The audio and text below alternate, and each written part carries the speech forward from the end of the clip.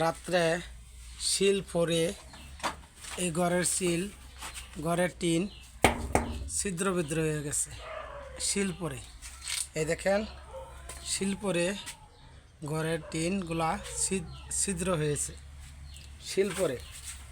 এই দেখেন ঘরের টিনগুলা ছিদ্র হয়ে গেছে শিল পরে। এই যে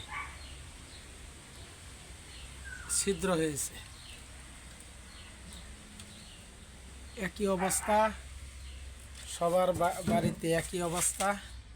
যারা পুরান ঘর ছিল শিল পরে রাত্রে ছিদ্র হয়ে গেছে, টিনগুলা জর্জরা হয়ে গেছে ছিদ্র।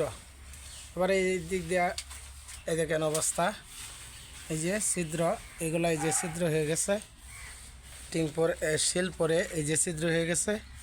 এই যে ছিদ্র হয়ে গেছে, এই যে টিনগুলা ভেঙে গেছে, ছিদ্র হয়ে গেছে শিল পরে। এই যে শিল পরে এই যে দেখেন অবস্থা, এই যে কিরম হয়েছে শিল পরে।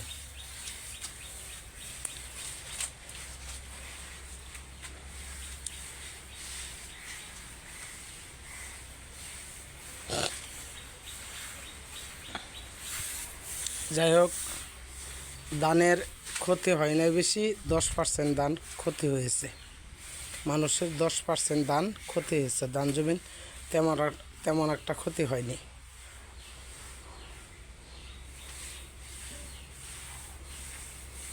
তাই আমরা আল্লাহর কাছে হাজার হাজার শুকরিয়া আদায় করি।